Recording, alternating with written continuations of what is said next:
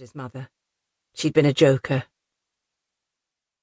At the bottom of the knoll, he was still on a rise, and as he turned the horse onto a narrow bridle path, he was now looking over a mass of woody land where, in the far distance, a row of ornamental chimneys pierced the sky, and on the sight of them he again pulled his horse to a stop.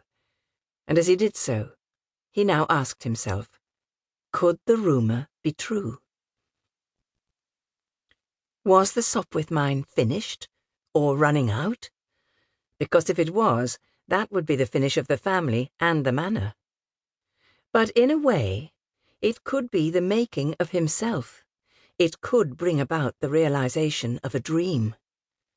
Yet if the place and the land and farm went under the hammer, could he go to Mr. Mark and say, "I've money to buy me farm"? He couldn't, for there was very little left of the big lot, and the first thing Mr. Mark would likely say would be, "Where did you get such money from?" And what would he say to that? An uncle died in Australia?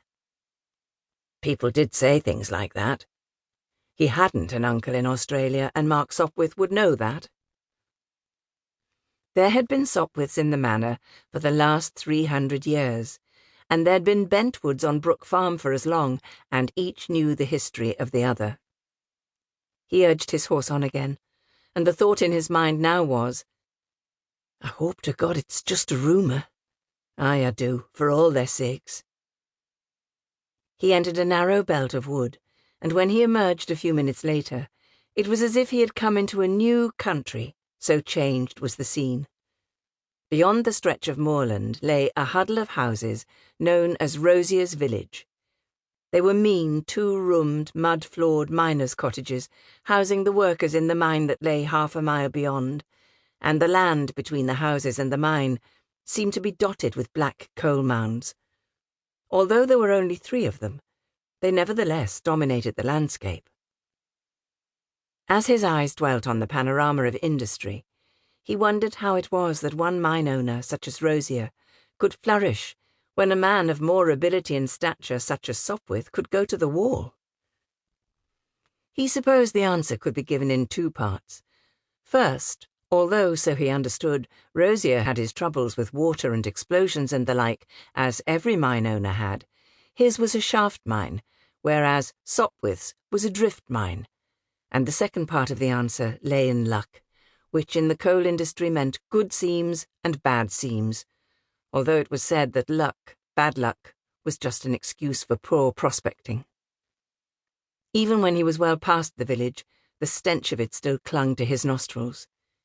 He had ridden a further 2 miles or more before he came in sight of his destination. It was a thatched cottage, and it lay just off the bridle path, sheltered in a flat-bottomed hollow, and within the boundary of the Sopwith Estate. It had a large square of cultivated garden in front and a paddock behind, all neatly railed in.